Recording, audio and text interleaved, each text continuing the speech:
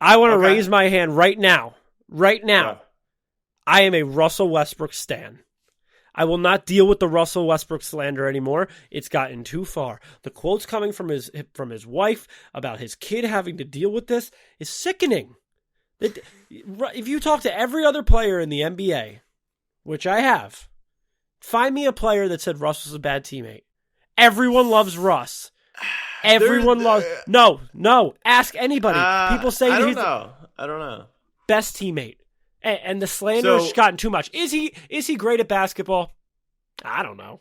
But the guy averaged a triple-double twice in 2 years.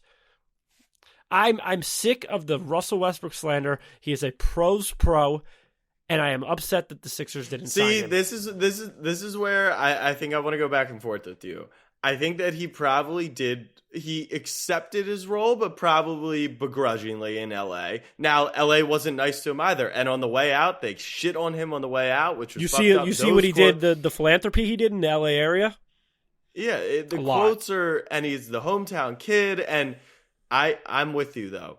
The energy is about to shift in the Russell Westbrook conversation. I don't think people understand how much the LeBron crowd determines the media, right? Like, they're not going to put the blame on LeBron for this. I'm genuinely serious. Like, if LeBron... they did this to Chris Bosh. They did this to Wayne Wade. Remember when Kevin Love was the worst player in the league and everyone hated him? It's because if things aren't going well, obviously LeBron's not going to get the blame. So they blame the guy that's easiest to blame. Anthony Davis has gotten a ton of blame this year because he can't stay on the floor. So Russell Westbrook gets the blame. Now, he goes to the Clippers and people are like, they're so deep already. It doesn't make sense. Russ sucks, all this stuff. First of all, Warren Buffett, one of my close friends, told me something before.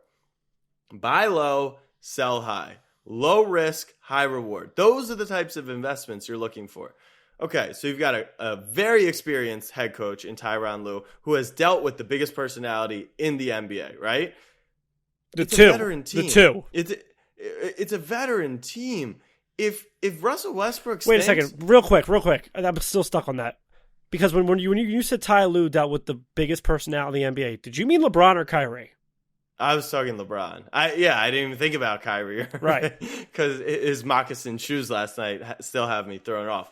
But Ty Lue, he is in a position where, and on a veteran team with Kawhi and PG, they'll just sit him on the bench or waive him again or cut him in the middle of the rest of the regular season. So the risk is very low. Then, like you said, a good teammate brings electric energy to the team. Now, I will say... Chip on his shoulder, too.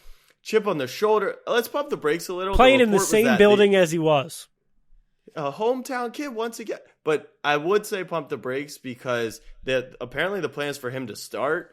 That, I don't see the need for him to just be the starting guard right away. Like, let him be in and let's see where he's at. But why are people thinking this won't be a good fit? Russell Westbrook is a good basketball player. He's not a good shooter anymore, and he's inefficient at times. But if in a role, and people are like, oh, he won't do his role.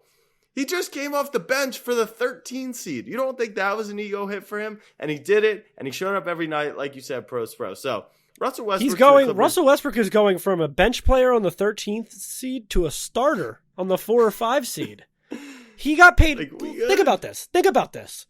Russell Westbrook, right before the All-Star break, got traded from Los Angeles to Utah.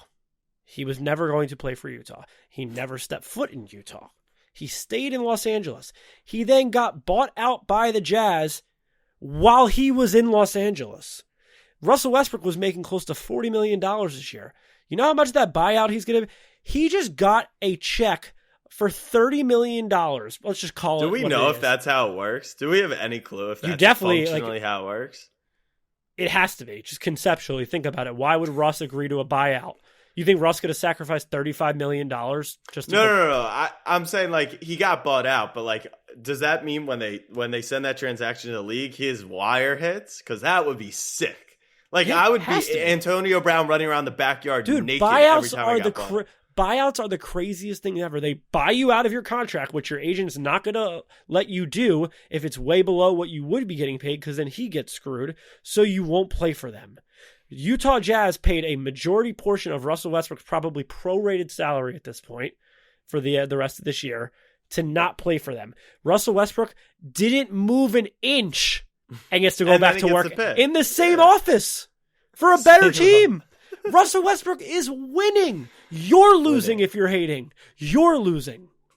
I'm all on I am in agreement with you. I'm on the Russ train. I'm excited for him. And I just want people to take notice of how the energy shifts when now will Lakers fans and LeBron fans still hate on him, and there will still be that narrative. But if he has any pinch of success, the narrative will definitely shift, which is why I took him to win 6 man. And if he doesn't, he's got playoff P to probably take the slander off of him anyway. Right. There's so much for the Clippers organization. He's all good.